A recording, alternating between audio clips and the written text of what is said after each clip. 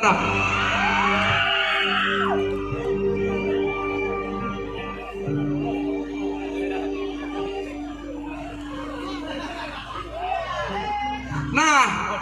tapi sekarang Paul pengen banget nih,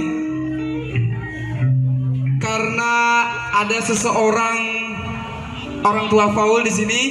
Dia itu adalah sebagai ayah Paul, sebagai pengganti kedua orang tua Paul, yaitu Bapak Wakapolda Aceh mau nyanyi bareng sama Paul.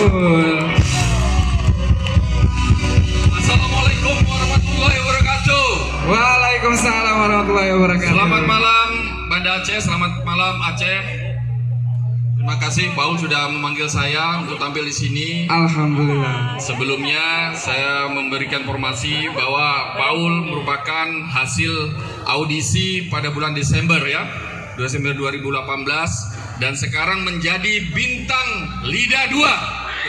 Alhamdulillah. Kita doakan bersama Paul bisa mencapai atau membawa nama Aceh ya. Adik-adik masyarakat Aceh, khususnya Banda Aceh, Expo ini dibuat untuk kita semua.